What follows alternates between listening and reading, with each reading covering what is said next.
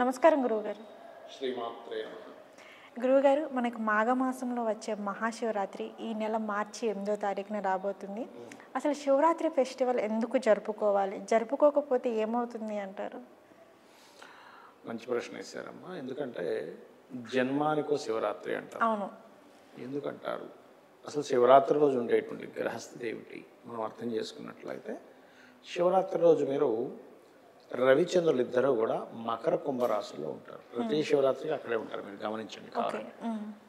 ఎందుకు అక్కడ ఉంటారు ఏమిటి అంటే, మనం కనుక ఎవరైనా సరే శివరాత్రి అంటే ఉదయం నుంచి రాత్రి వరకు అభిషేకాల్లో ఉంటూ శివ సంబంధించిన స్తోత్రాలు చదువుతూ ఉదయం పూట అభిషేకము లింగోద్భవ సమయం అంటారు, అంటే రాత్రి 12 గంటల సమయంలో అభిషేకం చేసి రాత్రి మొత్తము కూడా జాగరణ ఉన్నట్లయితే, ఆ జాగరణ కూడా ఎలా ఉండాలి? చాలామంది చేసే మిస్టేక్ ఏంటంటే, రాత్రి నేను ఎలాగో జాగరణ ఉంటాను కదా, మధ్యాహ్నం పడుకుంటారు కాసేపు, అలా నిద్రపోకూడదు. మరలా రాత్రి జాగరణ నుండి తెల్లవారుజామున వెంటనే నిద్రపోతారు, అసలు అలా కూడా చేయకూడదు. ఈ రెండు ఖచ్చితంగా పాటించి నెక్స్ట్ డే నైట్కి నిద్రపోవాలి. ఓకే. అలా ఎవరైతే నిద్రిస్తారో ఎర్లీ మార్నింగ్ మళ్ళీ ఉదయాన్నే లేచి దేవుని దర్శనం చేసుకుని దీపం పెట్టుకోవాలి.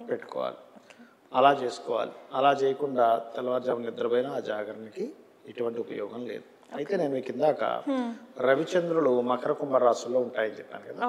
మకర కుంభరాశులు అంటే కర్మ రాశులు అవన్నీ, అంటే శని యొక్క రాశులు. శని కర్మకారకుడు కావున ఈ కర్మరాశుల్లో ఉన్నప్పుడు ఉండే శివరాత్రికి రవిచంద్రులు అంటే ఎవరు?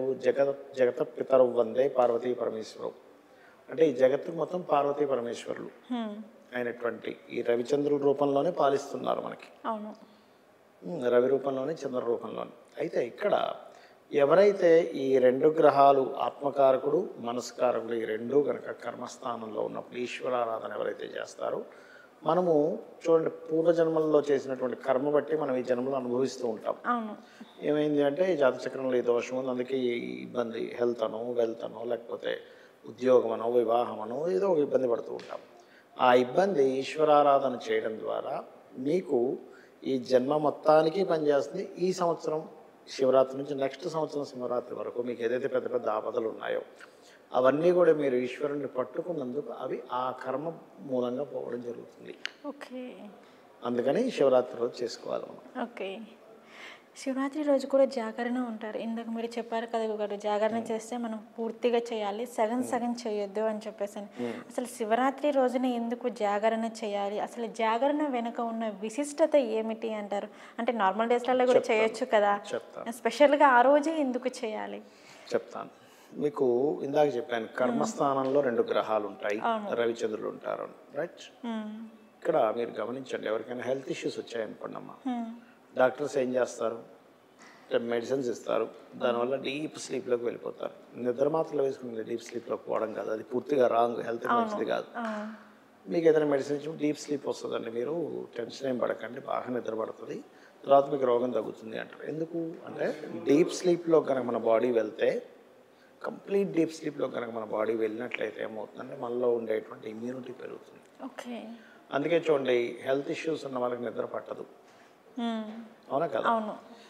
నిద్ర పట్టట్లేదు అంటే మనం నిద్రపోతేనే మీకు జబ్బు తగ్గుతుందండి అంటారు. అలా ఏంటంటే ఈ రవిచంద్రులు ఎప్పుడైతే మకర రాశిలో ఉంటారో ఉన్నప్పుడు ఎవరైతే జాగరణ చేసి ఉపవాసం చేసి శివార్చనలో శివనామం స్మరించడం అంటే ఒక రకమైనటువంటి ధ్యానంలో ఉండడం, ఒక దేవతా సంబంధించిన దాన్ని రెగ్యులర్గా చాంటింగ్ చేయడం, అలా ఎవరైతే చేసి కంటిన్యూస్గా ఉదయం నుంచి సాయంత్రం వరకు చేస్తూ రాత్రి జాగరణ సమయంలో కూడా చేసి ఎవరైతే ఉంటారో, దాని తర్వాత అదేమవుతుందంటే ఒక ఇమ్యూనిటీ పెంచడానికి, మీ పాపమును దగ్ధము చేయడానికి పనికొస్తుంది. శివుడికి ఏం వచ్చేది లేదు, మనం అభిషేకం చేసినా జాగరణ శివుడికి ఏం కొత్తగా వచ్చేదే లేదు, ఈ జగత్తు మొత్తం ఆయనదే. ఆయనకు మనం పాలు ఇవ్వాలా లేకపోతే పువ్వులు ఇవ్వాలా, ఇవన్నీ ఆయనవే. కాకపోతే మనం ఏంటంటే లైట్ దగ్గరికి వెళ్తే మనకు వెలుగుంటుంది, లైట్కి ఏముంది చెప్పండి? అంతే కదా, అది మనకి లైటింగ్ ఇస్తుంది. లైట్ తో మనకి పని, మనతో లైటింగ్ కి లైట్ కి ఏం పని? నువ్వు ఆఫ్ చేసినా ఆన్ చేసినా సరే దానికి సంబంధం లేదు, మనకి కావాలి కాబట్టి ఈశ్వర అనుగ్రహం మనకి కావాలి కాబట్టి కర్మలు పూర్తిగా తొలగించుకోవడానికి శివరాత్రి మనం చేసుకోవాలి. ఆ రోజు జాగరణ కూడా అలానే, అనారోగ్య సమస్యలు తీరుతాయి, పాపాలు దగ్ధం అవుతాయి జాగరణ చేయడం వల్ల, ఉపవాసం చేయడం వల్ల. అయితే ఈ ఉపవాసం చేసే విషయంలో కొంతమందికి సందేహం కలుగుతుంది, ఏమండి పళ్ళు తినొచ్చా, పాలు తాగొచ్చా అంటే గుర్తుపెట్టుకోండి, శాస్త్రంలో బాలురు అంటే చిన్నపిల్లలకి, స్త్రీలకి, వృద్ధులకి, రోగగ్రస్తులకి ఈ నలుగురికి మీరు ఖచ్చితంగా ఉపవాసం ఉండాలని రూల్ లేదు. ఓకే. చక్కగా వాళ్ళు ఏదైనా పళ్ళు పాలు తీసుకోవచ్చు. అలా కాకుండా కొంతమందికి ఆకలితో ఉండలేరు, అసలు పొద్దున్న తింటే మధ్యాహ్నం ఆకలేస్తే అల్లాడిపోతుంటారు. అలాంటి వాళ్ళు కూడా అంటే వాళ్ళ బాడీ తత్వం అలా ఉంది, తినొచ్చు, తప్పేం కాదు. అయితే ఏం తీసుకోవాలి, పాలు కానీ పళ్ళు కానీ పదార్థాలు తీసుకోవాలి, వండిన పదార్థం తీసుకోకూడదు. ఓకే. అంటే త్వరగా జీర్ణమయ్యేటువంటి పదార్థం తీసుకోవాలి, కానీ లేటుగా జీర్ణమయ్యే పదార్థం తీసుకున్న వల్ల ఇబ్బంది ఉంటుంది. ఓకే. అది సో ఈ అభిషేకాలకు సంబంధించినటువంటి విషయంలో కూడా చాలామంది ఏంటంటే ఎలాంటి శివలింగం చేయాలి ఏంటనే సందేహాలు ఉంటాయి. పార్థివ శివలింగము అంటారు, అంటే మట్టితో చేసిన శివలింగానికి అభిషేకం చేసి దాని తర్వాత రోజు ఆ మట్టితో ఉన్నటువంటి దాన్ని మొత్తం అది నిమజ్జనం చేసినట్టుగా చేసేసి ఇంట్లో ఉండే మొక్కల్లో కనుక వేసుకున్నట్లయితే ఇంట్లో ఉండే వాస్తు దోషాలు పోతాయి. ఓకే. అదేవిధంగా పంట పొలాలు ఉంటాయి కొంతమంది, పంట పొలాల్లో కనుక జల్లినట్లయితే వారికి ఖచ్చితంగా పంట పొలాల్లో వచ్చే ఇబ్బందులు ఉంటాయి. చాలామంది రైతులకి లాభాలు రావు, లాభాలు రాకుండా ఉండే స్థితి నుంచి బయటపడి చక్కటి లాభాలు కూడా రావడం జరుగుతుంది. ఓకే గురువుగారు, మనకి నార్మల్ డేస్లలో చూసుకున్నట్లయితే కనుక శివరాత్రి రోజు మాత్రానికి చాలా కటిక చీకటిగా ఉంటుంది. నార్మల్ డేస్ అమావాస్యకి దగ్గరగానే ఉంటుంది కాబట్టి మనకి సాధారణ అమావాస్యకి దగ్గరగా ఉంటుంది అనేసి చెప్పారు. మనకి అమావాస్య రోజు అయితేనే కటిక చీకటిగా ఉంటుంది. బట్ ఇక్కడ ఏంటంటే అమావాస్య రాబోతుంది, శివరాత్రి వెళ్ళిపోయిన ఒక 2 డేస్కి అమావాస్య వస్తుంది. మరి శివరాత్రి రోజు కూడా ఎందుకు అంత కటిక చీకటిగా ఉంటుంది అంటారు? ఇప్పుడు రవిచంద్రులు ఇద్దరు ఇందాక నేను చెప్పాను చూసారా, శని రాసుల్లో ఉంటున్నారని. శని చీకటికి కారకుడమ్మా, శని చీకటికి కారకుడు కాబట్టి ఎక్కువ చీకటిగా మనకి ఆ రోజు ఆ వాతావరణం అలా అనిపిస్తూ ఉంటుంది. ఒకటి, మరొకటి ఏంటంటే ప్రదోష కాలము అంటారు, మీరు విని ఉంటారు. ప్రదోష కాలము, ప్రదోషము, దోషము అంటే చీకటి, ప్రదోషం అంటే చీకటికి ముందు సాయంత్రం సమయంలో. ఈ శివరాత్రి రోజు ఉదయము, సాయంత్రము, అర్ధరాత్రి సమయంలో 3 పూటలు చేసుకోవాలి. లింగార్చన చేసుకున్నట్లయితే మంచి ఫలితాలు వస్తాయి. మరియు మరొక విషయం ఏంటంటే ఇక్కడ ఎవరైనా ప్రత్యేకంగా సంకల్పం ఉంది అంటే వివాహం అవ్వటం లేదు అనుకోండి ఉదాహరణకి, అలాంటి వాళ్ళు పటిక బెల్లంతో కానీ చెరుకు రసంతో కానీ అభిషేకం చేసినట్లయితే వివాహ యోగం పడుతుంది. అదేవిధంగా మల్లెపూలతో కూడా అభిషేకం చేయమంటారు, ఇది వివాహం అవ్వాల్సిన వారికి. అదేవిధంగా గురుబలం లేదు, సంతానం కలగాలి, మన పసుపు లేదా గంధపు నీటితో లేదా పసుపు లేదా గంధంతో అభిషేకం చేస్తే చాలా మంచిది. అదేవిధంగా మరి కొంతమందికి శత్రుబాధలు ఎక్కువగా ఉన్నాయనుకోండి, దానిమ్మ గింజలతో చేస్తారు. వాళ్ళలో హ్యాపీనెస్ అనేది చాలా తక్కువగా ఉంది, నేను ఆనందంగా లేవని ఎవరైనా ఫీల్ అవుతుంటే పువ్వులతోనే అభిషేకం చేయొచ్చు. లేనట్లయితే పువ్వులు అంటే నీళ్ళల్లో పువ్వులు వేసి ఆ పూల నీటితో కూడా చేయొచ్చు. కొన్ని పుష్పాలు ఉన్నాయి కానీ ఎక్కువసేపు అభిషేకం చేయాలనిపిస్తుంది, పువ్వుల్ని నీళ్ళల్లో వేసి ఆ నీళ్ళతో కూడా అభిషేకం చేసుకోవచ్చు. ముఖ్యంగా ఎవరికైనా సరే చూడండి, మంచి గాత్రం కావాలి అంటే శాస్త్రంలో ఏం చెప్తారంటే పూర్వజన్మల్లో పరమేశ్వరుడికి ప్రత్యేకంగా తేనెతో అభిషేకం చేస్తుంటారు, అందుకే చక్కటి గాత్రం వచ్చింది అంటూ ఉంటారు. ఆ రకంగా మంచి గాత్రం రావాలన్నా సరే తేనెతో అభిషేకం చేస్తే మంచిది. ఓకే గురుగారు, శివరాత్రి రోజు కూడా చాలామంది ఉపవాసం చేయాలి అనేసి అనుకుంటారు, కొంతమంది నార్మల్గా చేస్తారు. మీరు ఇందాక చెప్పారు మనకి జీర్ణమయ్యే ఆహారం తీసుకోవాలి చెప్పించి త్వరగా జీర్ణమయ్యే ఆహారం తీసుకోవాలి అనేసి అని చెప్పారు. అలా కాకుండా ఇంకొంతమంది ఏంటంటే ఆ మహాశివుడిని ఎవరైనా సరే కఠినంగా దీక్షిస్తారు, కఠినంగా తపస్సు చేయడం కానీ లేదంటే ఆయన అనుగ్రహం పొందాలంటే కొంచెం కఠినంగానే చేస్తారు. సో అటువంటి వారు మహాశివరాత్రి రోజు ఉపవాసం చేయాలి అంటే ఏ విధంగా చేయాలి అంటారు? అంటే కఠినంగా చేయడం అంటే నిర్జల ఉపవాసము అంటారు. అంటే కనీసం నేను జలము కూడా తీసుకోకుండా చేస్తాను, నిర్జల ఉపవాసం అని. అది మీకు ఓపిక ఉంది, మీ శరీరం సహకరిస్తుంది అనుకుంటే చేయొచ్చు. అంటే ఎందుకు చేయాలి ఉపవాసము? మనం శరీరంతో అనేకమైన పాపాలు చేస్తూ ఉంటాం, చీవను దోమను దేవుని చంపేయడం రకరకాలు ఉంటాయనుకోండి. ఈ శరీరంతో చేసిన పాపాలన్నీ కూడా మీరు ఉపవాసం చేయడం ద్వారా తొలగుతాయి. అంటే మీ శరీరాన్ని భగవంతుని సేవ కోసం మీరు ఎప్పుడైతే కష్టింపజేస్తారో అప్పుడు ఆ పాపాలు దగ్ధమవుతాయని చెప్తుంది శాస్త్రం. మనసులో ధ్యానం చేస్తున్నాం నమఃశివాయ అనేటువంటి నామాన్ని, లేదా ఓం నమో నారాయణాయ అనే నామాన్ని మనం ధ్యానం చేస్తున్నాం అనుకోండి, అది మనసుతో చేసిన పాపాలు. మనసులో అనుకుంటాం, బయటకనే ఒక్కోసారి వీళ్ళు అయిపోవాలి, వాడు అలా అయిపోవాలి, వీడు ఇలా చేస్తారు, వీడి సంగతి చూడాలని మనసులో అనుకుంటాం బాధతో, అది కూడా ఒక రకమైన పాపమే. అయితే మీకు బాధ కలిగినప్పుడు మీరు బాధపడడం దట్ ఈస్ డిఫరెంట్. బట్ కొంతమంది నెగిటివ్గా కావాలనుకుంటారు మనసు. అలాంటి పాపాలు మనసుతో చేసేటువంటి ధ్యానం ద్వారా పోతుంది. వాక్కుతో చేసిన ఎవరిని తిట్టడం, స్తోత్ర పఠనం వల్ల, శ్రవణం, గాసిప్స్ వింటాము, అది నమ్ముతాము, లేకపోతే ఇక రకరకాల గాసిపింగ్ చేసే ద్వారా, శ్రవణం చేయడం ద్వారా తొలగుతుంది. అంటే ఏమిటంటే శివరాత్రి మొత్తము కూడా మీ పంచేంద్రియాలంటే మీ మనస్సు, మీ దృష్టి, మీ వాక్కు, మీ శ్రవణము, మీరు చేసే పనులు, చేత్తో చేసే అన్ని పనులు కూడా శివునికి సంబంధించిన వాటిల్లోనే ఉండాలి. మీరు అలా గనక చేయగలిగితే ఆ నెక్స్ట్ డే మీరు చూస్తే అసలు ఎంతో ఆనందం వేస్తుంది. నేను ఈ రోజంతా కూడా నేను ఈశ్వరుడి కోసం నేను చేయగలిగాను నా లైఫ్ని అనేటువంటిది. గురువుగారు, మనకి శివరాత్రి రోజు కళ్యాణం జరుగుతుంది, శివపార్వతుల కళ్యాణం జరుగుతుంది. ఆ కళ్యాణంలోనే మనకి తలంబ్రాలు తీసుకుని, అంటే తలంబ్రాలు ఇస్తే ఆ తలంబ్రాలు తీసుకొచ్చి మనం ఏం చేయాలి అంటారు? ఇంట్లో పెట్టుకుంటారమ్మా ఎప్పుడైనా సరే. సీతారాముల కళ్యాణం కానీ, లేనట్లయితే శివుని కళ్యాణం, దీనికి ఏమైనా ప్రత్యేకత, దేవతా కళ్యాణం ఏదైనా సరే ఆ తలంబ్రాలు తీసుకొచ్చి ఇంట్లో బీరువాలు పెట్టుకుంటారు. ఇంట్లో ఏదైనా శుభకార్యాలు జరుగుతుంటాయి చూసారు, అలాంటప్పుడు అందులో కొంత తీసి అందులో కలిపి ఈ తలంబ్రాలని వాడతారు కళ్యాణానికి సంబంధించి. అంటే ఏమిటి, ఈ ఎనర్జీ ఒక ఎనర్జీ ఫామ్ అయి ఉంటుంది.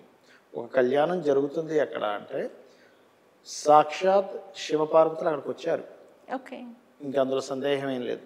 శివపార్వతులు అక్కడికి వచ్చి అక్కడ వివాహం జరిగింది, సంబంధించినటువంటి తలంబ్రాలు ఉన్నాయి అంటే సాక్షాత్ శివుడి మీద డైరెక్ట్గా శివుడు మనకి కనిపిస్తే మనం అక్షింతలు వేస్తే ఎంత ఎనర్జీ ఉంటుందో ఈక్వల్గా అంతే ఎనర్జీ ఈ యొక్క తలంబ్రాలకు కూడా ఉంటుంది. అది మనం నమ్మాలి. శాస్త్రం చెప్తుంది అది. ఎందుకంటే 5 వ్యూహాలతో ఉంటాడు పరమాత్మ. వైకుంఠంలో ఉండడమే కాకుండా వైకుంఠంలో ఎలా ఉంటాడో మన దగ్గర ఉన్న ఫోటోలు కూడా అంతే ఎనర్జీతో ఉంటాడని చెప్తుంది శాస్త్రం. ఓకే, అంటే మనకు చూసినట్లయితే గురువు గారు, ఫోటోలో ఉన్న రూపమే బయట కూడా అలానే ఉంటారా? ఉంటుందమ్మా, ఎందుకు ఉండకూడదు చెప్పండి. అంటే ఉండకూడదని కాదు, అది ఎలా ఉంది, ఫోటోలో ఉందని ఎలా నమ్ముతామంటే మహర్షులు దర్శించి చెప్పినవన్నీ. ఓకే, మహర్షులు చాలా స్పష్టంగా విష్ణు అంటే ఇలా ఉంటాడు, పరమేశ్వరుడు ఇలా ఉంటాడు, బ్రహ్మ ఇలా ఉంటారు, ఇంద్రుడు ఇలా ఉంటారు, లేకపోతే ఇలా అన్ని విషయాలు చెప్పారు వాళ్ళు. అంటే మహర్షులు చాలా ఎన్నో సంవత్సరాల నుంచి తపస్సు చేస్తుంటారు కదా గురువుగారు. సో వాళ్ళు దర్శనం కలిగిన తర్వాత ఒక పరమేశ్వరుడు అంటే ఈ రూపంలో ఉంటారు, విష్ణుమూర్తి అంటే ఈ రూపంలో ఉంటారు అని చెప్పేసి అంటారు.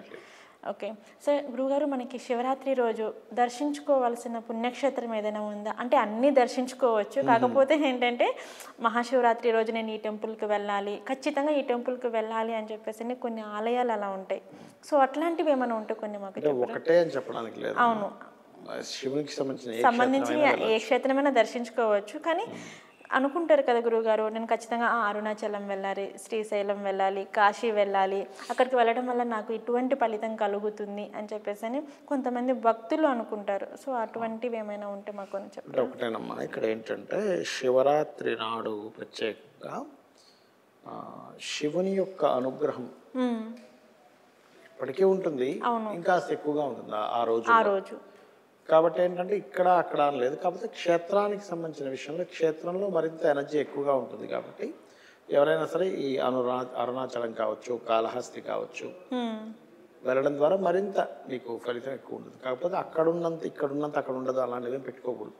క్షేత్ర మహిమ ఎందుకంటే కేవలం అక్కడ భగవత్ సంబంధించిన దాంతోపాటు మహర్షులు, సిద్ధులు, యోగులు వాళ్ళందరూ కూడా అక్కడ తిరుగుతూ ఉంటారు. ఇప్పుడు మనకు చూడండి పుష్కరాలు వస్తుంటాయి. పుష్కరాల్లో ఎందుకు స్నానం చేయాలంటారు అంటే ఆ సమయంలో పుష్కరాల్లో ఆ మహర్షులు కానీ వాళ్ళందరూ కూడా వచ్చి స్నానం చేస్తారు కాబట్టి మనం కూడా చేస్తే మంచిదని చెప్తూ ఉంటారు. అదేవిధంగా తిరుపతి మీద ఎందుకు మీకు అంత ఎనర్జీ అనిపిస్తుంది, కూర్చొని ధ్యానం చేశారనుకోండి, తిరుపతి మీద కొన్ని వందల వేల సిద్ధులు కావచ్చు, మహర్షులు కావచ్చు, వాళ్ళందరూ వచ్చి తపోభూమి అదంతా కూడా తపస్సు చేసుకుని వెళ్తుంటారు. అందుకే ఆ ఎనర్జీ మీకు అనిపిస్తుంది తిరుపతి మీద. మీకు నార్మల్గా రోడ్ల మీద తిరుగుతున్నప్పటికీ ఆ తిరుపతి మీద ఉన్నప్పుడు ఆ ఎనర్జీ వేరే తెలుస్తుంటుంది, గమనించండి. అది మెయిన్ కారణం. ఓకే గురుగారు, అలాగే శివరాత్రి రోజు చాలామంది రుద్రాభిషేకం చేయించుకోవాలని చెప్పేసి అండ్ అభిషేకం చేయాలి అనేసి అనుకుంటారు. సో మనం అభిషేకం చేసే ముందు ఎటువంటి నియమాలు పాటించాలి? ఒకటేనమ్మా, అభిషేకానికి ఎప్పుడు కూడా నియమాలు అంటే కాలకృత్యాలు తీర్చుకుంటారు. మీకు నమ్మక చమకం చేయడం వస్తే నమ్మక చమకాలతో అభిషేకం చేసుకుంటారు. అలాంటివి ఏమీ లేవు. చక్కగా భక్తితో మీరు దీపాన్ని వెలిగించి అగరబత్తి, దీపము, పుష్పాలు అవన్నీ దగ్గర పెట్టుకొని చక్కగా పూజ చేసి నమశివాయ అనే మంత్రంతో అభిషేకం చేయడం. ఇంతకు మించినటువంటిది మరొకటి ఏమీ లేదు. ఇప్పుడు ఒక పిల్లవాడు ఉన్నాడమ్మా, తల్లి దగ్గరికి ఏ విధంగా వెళ్ళాలనేటువంటి రూల్స్ రెగ్యులేషన్స్ ఏమైనా ఉంటాయా? అసలు తల్లిదండ్రి దగ్గరికి తండ్రి దగ్గరికి లేదు లేదు, తను ఎలా అయినా వెళ్ళొచ్చు అసలు. ప్రేమ ముఖ్యం అక్కడ. అవును. ఇప్పుడు మంచి డ్రెస్ వేసుకున్నాడు, బంగారం పెట్టుకున్నాడు, తండ్రికి కూడా ఒక బంగారం ఏదో హారం వేశాడు, కానీ ప్రేమ లేదు తండ్రి మీద తల్లి మీద, తిడుతున్నాడు. ఉదాహరణ దండగా గుర్తించట్లేదు, నువ్వు నాకేం చేసావు, నువ్వు అసలు నన్ను ఏమైనా చూసుకున్నావా అన్నాడు తల్లి దగ్గరికి వెళ్ళి. నువ్వు అసలు నన్ను కనలేదు అన్నాడు. కానీ హారం వేశాడు, బంగార హారం వేశాడు. బంగార హారం వేసినందుకు తల్లి ఆనందపడుతుందా? నువ్వు నన్ను కనలేదు, నువ్వు నన్ను చూసుకోలేదు అన్నది బాధపడుతుందా? నువ్వు నన్ను కనలేదు, నన్ను చూసుకోలేదు అన్నందుకే బాధపడుతుంది. బంగార హారం వేసినా కూడా. అవును. అదేలాగో మనం కూడా ఏంటంటే భగవంతుని గుర్తించడం కావాలి. తల్లిని ఎలా అయితే గుర్తిస్తాడో ప్రతి శిశువు, అయ్యో ఇది తల్లి నన్ను 9 మాసాలు మోసిందని ఎలా గుర్తించేంత ప్రేమను చూపిస్తాడో, భగవంతుడికి కావాల్సింది ఏదో హారాలు పెద్ద పెద్ద ఇవి కాదు, తనను గుర్తించడం కావాలి. భగవంతుడు ఉన్నాడని మనం గుర్తిస్తే మనకి మంచిది, ఏదో తనకేదో మంచిదని కాదు. తనకే ఉంది, గుర్తించినా ఒకటే గుర్తించకపోయినా ఒకటి. ఇప్పుడు పిల్లవాడు కడుపులో ఉంటాడమ్మా, కడుపులో ఉన్న పిల్లవాడు తల్లిని గుర్తించాల్సిన అవసరం లేదు, తల్లి ఆటోమేటిక్ గుర్తించి చూసుకుంటారు. మనకి కావాలి గుర్తించడం, అరే నన్ను మోసిందే, నన్ను 9 మాసాలు మోసిందే, తల్లి చాలా గొప్పది, ఈ రక్త మాంసాలు ఎక్కడి నుంచి వచ్చాయి, తల్లి నుంచి వచ్చాయి కదా, మనం గుర్తించి తల్లికి గౌరవం ఇవ్వాలి. కానీ ప్రత్యేకంగా తను మీరు ఏదో గౌరవిస్తే పొందుదాం అనేటువంటిది ఏం కాదు అక్కడ. ఓకే గురువుగారు, మనకి ఆ పరమేశ్వరుడు గురించి ఎన్నో ప్రవచనాలలోని, ఎన్నో వీడియోస్ రూపంలో కానీ, సాంగ్స్ రూపంలో కానీ మనం ఎన్నో వింటాం. అలా ఎన్నో రూపాల్లో మనం చూస్తూనే ఉన్నాం, వింటూనే ఉన్నాం. కానీ మీ నోటి నుంచి మేము వినాలి అనుకుంటున్నాము. ఆ పరమేశ్వరుడు గురించి మాకు కొన్ని ప్రవచనాలు చెప్పండి గురువుగారు. ప్రవచనాలే? అవును, మీరు చెప్తే వినాలి అనుకుంటున్నాం, అందుకోసం మా కోసం చెప్పండి, మా 60 ప్రేక్షకుల కోసం, మా కోసం. ప్రవచనాలు అంటే అలా కాదమ్మా. ఫస్ట్ ఆఫ్ ఆల్ ఏంటంటే నమశివాయ అనే నామం ఉంది చూసారా, మనం చాలా సింపుల్గా అనేస్తున్నాము, కానీ అది మహాశక్తివంతమైనటువంటి నామం. ఓకే. నమశివాయ అంటే శివునికి నమస్కారము. శివుడు అంటే ఎవరు? మంగళకరుడు. అంటే శివుడు అంటేనే మంగళములే. అవును. అంటే ఏమిటి? అందరూ అంటుంటారు చూసారా, పాజిటివ్ థింక్ చేయి, పాజిటివ్గా ఉండు అని. నమశివాయ అనుకోవడమే పాజిటివ్గా ఉండడం. ఓకే. అంటే ఏమిటి? మంగళము అంటే మంచి జరగాలి, మంచిగా ఉంటుంది, అంతా బాగుంటుంది అనుకోవడం పాజిటివ్. అబ్బాయి ఏది బాగాలేదు, అంతా వేస్ట్, ఏంటో నా లైఫ్ ఏంటో, దిస్ ఈజ్ నెగిటివ్. అంతే కదా. అంతా బాగుంటుంది, అందరూ బాగున్నారు, లైఫ్ అంతా బాగుంటుంది, నేను బాగుంటాను, ఇంకా మంచి పనులు చేద్దాం, దిస్ ఇస్ పాజిటివ్ అని. నమశివాయ అంటే మీరు ఎప్పుడు పాజిటివ్ని అనుకుంటున్నట్టే గుర్తుపెట్టుకోండి. ఒకటి. రెండవది, నమశివాయ అనే నామం పలకాలి అంటే 1,000,000 జన్మల పుణ్యం ఉండాలని చెప్తుంది శాస్త్రం, లేకపోతే పలకలేరు. మనం అనుకుంటాం కొంతమంది, ఏది మన హేతువాదం చేసి, అయ్యో వీళ్ళు ఏంటి ఇలా మాట్లాడదు, వాళ్ళకి పుణ్యం లేదు, దేవుడు లేడని కొంతమంది వాదిస్తుంటారు. దేవుడు లేదు, ఏమీ లేదు, మీరు దేవుడు ఉంది అనుకుంటున్నారు, తిరుపతిలో వెంకటేశ్వర స్వామి లేడు, ఇక్కడ లేడు, అక్కడ లేడు అంటుంటారు చూసారు. వీళ్ళకి అర్థం ఏమిటంటే, వీళ్ళకి ఇప్పుడు గుడ్డివాడు ఉన్నాడు అనుకోండి అమ్మ, గుడ్డివాడికి కనబడదు. ఇప్పుడు కనబడట్లేదని అర్థం ఏంటి? వాడికి చూపు లేదు, అక్కడ దేవుడు లేడని, ఇక్కడ ప్రపంచం లేదని కాదు. ప్రపంచం లేనందుకు గుడ్డివాడికి కనిపించకపోవడం కాదు, వాడికి చూపు లేదు కాబట్టి ప్రపంచం ఎలా కనిపించట్లేదో, ఎవరైతే భగవంతుడు లేడంటుంటారో వాళ్ళకి పుణ్యం లేదు కాబట్టి భగవంతుడు లేడని అంటూ ఉంటారు. ఎందుకంటే భగవంతుడు ఉన్నాడు అని అనుకున్నారనుకోండి, పుణ్యం ఉంటుంది. ఉన్నాడు, స్మరించుకోవాలి, ఈ విశ్వం మొత్తం భగవతత్వం, ఇదంతా ఈశ్వరమయము. ఓకే అని అనుకున్నప్పుడు ఏంటో, ఓహో ఇదంతా ఈశ్వరమయమా అని చెప్పని పాపము, పుణ్యము, ధర్మము ఇవన్నీ పాటిస్తాడు. భగవంతుడు లేనప్పుడు ఏం పాటిస్తాడు? ఏం పాటించలేదు. భగవంతుడు చూసుకోవడానికి ఏమీ లేదు, అసలు ఎక్కడ దేవుడు ఎక్కడ ఉన్నాడు అని చెప్పి వాడు ఇష్టం వచ్చినట్టు అవతల మనం హింసిస్తాడు, ఏదైనా చేస్తాడు. అంటే ఏమిటి? పరమేశ్వరుడు ఉన్నాడు అని నమ్ముతూ బ్రతకడం అనేటువంటిది అద్భుతమైనటువంటి జీవితం. ఇది గుర్తుపెట్టుకోండి. అంటే ఈ నమశివాయ అనే నామానికి ఇది ఉందో చూడండి. అలాగే భస్మధారణ చేస్తుంటారు, తెలుసు కదా మీకు భస్మధారణ. భస్మ అంటే ఏమిటంటే భగవంతుణ్ణి స్మరించడం. భ అంటే భగవంతుడు, స అంటే స్మరించడం, భస్మ. ఎలా ధరిస్తాం మనం? ఇక్కడ లేదా గొంతుకు పెట్టుకుంటాం, లేదా పొట్ట భాగాన్ని పెట్టుకుంటాం. ఇది ఏమిటి అంటే మనకి సాముద్రికా శాస్త్రంలో నుదుటి మీద లలాటమునందు గ్రైవం నందంటే ఇక్కడ కానీ ఈ పొట్ట భాగంలో కానీ 3 గీతలు కనుక ఉన్నట్లయితే దాన్ని మంచి సాముద్రిక శాస్త్రంలో ఒక మంచి లక్షణంగా చెప్తారంటే వాళ్ళకు ఒక మంచి భాగ్యం ఉందని చెప్తూ ఉంటారు. ఇప్పుడు లేదు, ఉదాహరణ పుట్టిన వ్యక్తికి భాగ్యం లేదు. ఈ భస్మధారణ వల్ల మనం ఈశ్వరానుగ్రహంతో భాగ్యాన్ని పొందుతున్నాము. ఈశ్వరానుగ్రహంతో భాగ్యం వస్తుంది. అర్థమైందా మీకు? అర్థమైంది. అట్లాగే శివుణ్ణి అర్చించేటువంటి విషయాల్లో చాలా విషయాలు చెప్పారు. శివ సంబంధించినటువంటి విషయంలో ఎవరికైనా మోక్షం కావాలని ఉంటుంది, ఈ జన్మ నాకు ఇంకా వద్దండి అని బిందులింగాన్ని అర్చించమని చెప్పారు. అంటే ఒక రేఖ మీద చిన్న బిందువులా ఉంటుంది, బిందులింగాన్ని అర్చించాలి. కోరికలు తీరాలి. వాళ్ళకి ఏం చెప్పారంటే పాదర్శలింగం కానీ స్ఫటికలింగంతో కానీ లింగాన్ని కానీ అభిషేకించేయమని చెప్పారు కోరిక తీరాలంటే. ఓకే, పాదరస లింగం కానీ స్ఫటికలింగంతో కానీ అభిషేకం చేయాలి. చరలింగము అంటారంటే ఆ చరలింగం అంటే ఎక్కడికంటే అక్కడ మనం పట్టుకెళ్ళొచ్చు. చరలింగాన్ని మీరు ఎప్పటికప్పుడు తీసుకెళ్తూ ఎక్కడైనా సరే ఏ ఊర్లోనే ఉన్నారు చక్కగా అక్కడ అభిషేకం కనుక చేసుకోగలిగితే దానంత అదృష్టం మరొకటి లేదని చెప్పారు శాస్త్రంలో. ఓకే, అదేవిధంగా మరొకటి ఏంటంటే శివుడిని మీరు చూసే ఉంటారు.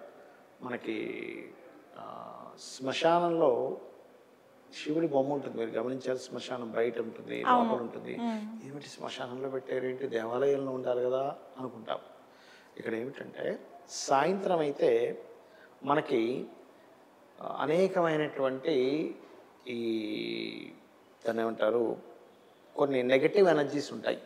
క్లియర్గా మీకు అర్థమయ్యేలా చెప్పాలంటే నెగటివ్ ఎనర్జీస్ కొన్ని ఉంటాయి. ఆ నెగటివ్ ఎనర్జీస్ని పిశాచాలు అంటారు మన దీంట్లో. ఆ పిశాచాలు ఏం చేస్తాయంటే ఊర్ల మీద పడి మనుషులకు హాని కలిగిస్తుంటాయి, ప్రాణులకు హాని కలిగిస్తుంటాయి. అందుకని బ్రహ్మ కోరుతాడు శివుణ్ణి, స్వామి రాత్రి అయితే చీకటి పడితే ఈ పిశాచాలన్నీ భూమి మీద సంచరిస్తూ ఇబ్బంది పెడుతున్నాయి అన్నప్పుడు ఇవన్నీ కూడా ఇప్పుడు చూడండి, మనకి పిల్లవాడికి ఏదో ఫోన్లో పెట్టించాము, అది చూసుకుంటే అలా ఉండిపోతాడు, మైమర్చిపోతాడు. అలా ఈశ్వరుడు నృత్యం చేస్తాడు సాయంత్రం అయితే తెల్లారే వరకు కూడా. ఆ నృత్యాన్ని అలా చూస్తూ అన్నీ ఉండిపోతాయి చుట్టూ చేరి, ఇంత గొప్ప నృత్యం అని. ఒక పిశాచాలు అనేవి బయటికి రాకుండా అది చూస్తూ ఉండిపోవడానికి అక్కడ ఉండే నాట్యం చేస్తూ ఉంటాడు. అంటే ఇప్పుడు మనం ఇంకొంచెం ఎక్స్టెన్షన్కి వెళ్తే నృత్యము ఎక్కడ చేస్తున్నాడు అని తెలుసుకున్నాం మనం, శ్మశానాలు. ఈ విశ్వం మొత్తం శ్మశానమే, తెలుసా మీకు? ఎలా అంటే చెప్తాయి. ఇప్పుడు మన బాడీ ఉంది, మన బాడీలో కొన్ని లక్షల సెల్స్ చనిపోతుంటాయి, పుడుతుంటాయి, తెలుసా మీకు? కొత్త సెల్ చనిపోతుంది, పుడుతుంది. అంటే ఈ శరీరం మొత్తం శ్మశానమే కదా, అవునా? భూమి మీద ఎక్కడ మనిషి చనిపోవట్లేదు. చెప్పండి, బస్సులో చచ్చిపోతున్నాడు, ట్రైన్లో చచ్చిపోతాడు, వెళ్తే ఆటోలో చచ్చిపోతాడు, ఎక్కడ పడితే పోతుంటాడు. ఏ ఇంట్లో చచ్చిపోడు చెప్పండి. అయితే ఇక్కడ ఏంటంటే ఈ విశ్వం మొత్తము కూడా శివుడు నాట్యం చేస్తూనే ఉన్నాడు. పుట్టుక, పుట్టడము, జీవితం గమనం నడవడము, లయమైపోవడం కూడా ఈశ్వర కృత్యమే అని మనం అర్థం చేసుకోవాలి. అంటే ఇప్పుడు మన కంటికి ఎలా కనబడాలి పరమేశ్వరుడు అంటే? ఏదైనా ఒక పువ్వు వికసిస్తుంది అంటే ఓహో బ్రహ్మరూపంలో ఆ యొక్క పరమేశ్వరుడు బ్రహ్మరూపంలో ఈ ఆకారంలో ఉన్నాడు, పుట్టింది. ఇది కొన్ని రోజులు సాగుతుంది, విష్ణు రూపంలో లయమైపోతుంది, రుద్ర రూపంలో అని ఈ విశ్వాన్ని మొత్తం శివుని యొక్క విభూతిగా భావించి జీవిస్తున్నప్పుడు మీకుండే ఆనందానికి, అబ్బా పొద్దున్నే లెగిసానేంటో ఆఫీస్కి వెళ్ళాలి, అబ్బా ఏదో నేను ఇప్పుడు చేయాలి, ఇప్పుడు వీడికి ఫీజు కట్టాలి, లేకపోతే అది చేయాలి, ఇది చేయాలనుకోవడానికి ఇది ఒక అద్భుతమైనటువంటి విషయం అనుకోని జీవించడానికి చాలా తేడా ఉంటుంది. ఓకే గురుగారు, మనకి భార్యాభర్తలు అంటే ప్రతి ఒక్కరూ చెప్పేది ఒకటి, ఆది దంపతులు శివపార్వతులు మరియు సీతారాముల వారు అనేసి చెప్పుకుంటూ వస్తారు. సో అలానే అటువంటి ఆది దంపతుల గురించి, ఆ శివపార్వతుల గురించి కొన్ని అద్భుతాలు మాకు చెప్పండి గురుగారు. అద్భుతాలు అంటే లలితా సహస్రనామాల్లోనమ్మా ప్రతిదీ మనకి అద్భుతమే, కాకపోతే ఏంటంటే వాళ్ళ గురించి మనం ఎంత చెప్పుకున్నా కానీ ఎంత తరించినా కానీ అది మనకి చాలా తక్కువగానే అనిపిస్తుంది. సో ఇట్లాంటి సమయంలో మనకి ఇంకా ఇంకా వినాలి అనేసి అనిపిస్తుంది అంతే.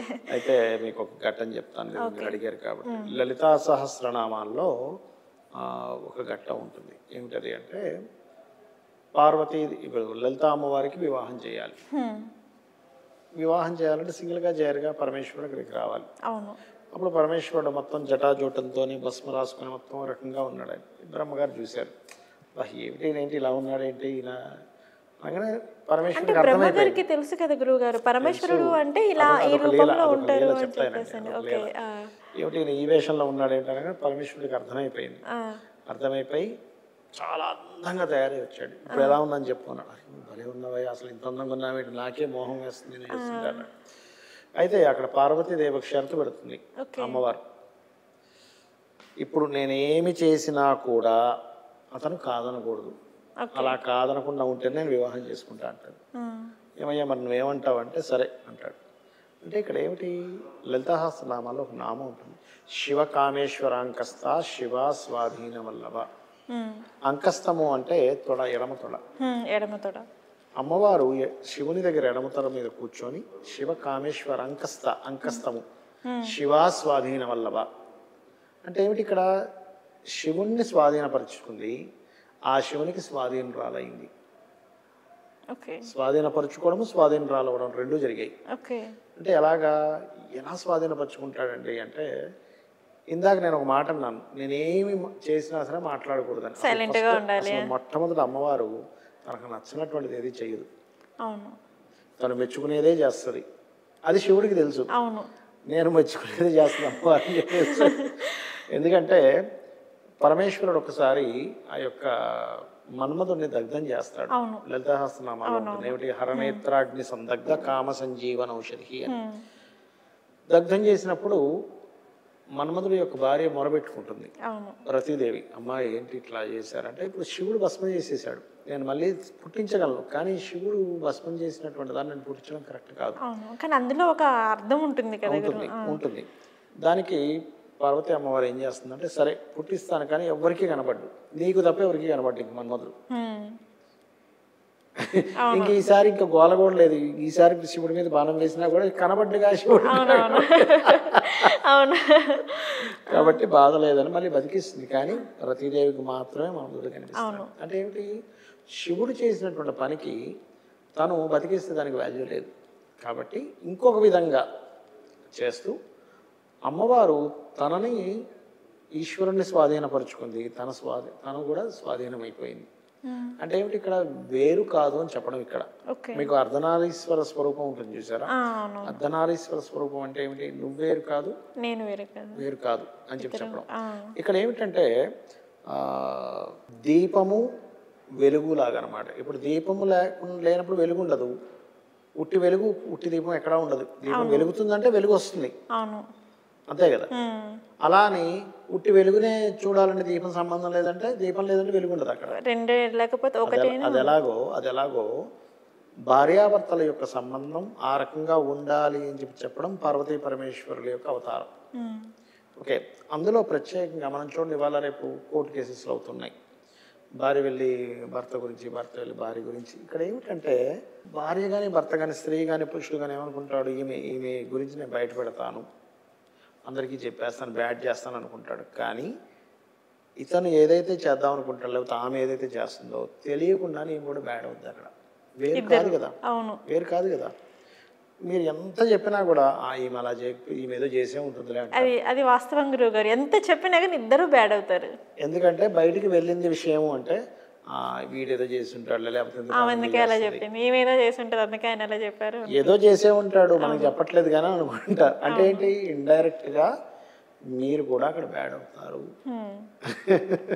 కాబట్టి ఏంటంటే ఎప్పుడు కూడా భార్యాభర్తలకు సంబంధించిన గొడవ మూడో వ్యక్తి దగ్గరికి వెళ్ళకూడదు, మనం కూడా ఎంటర్ అవ్వకూడదు.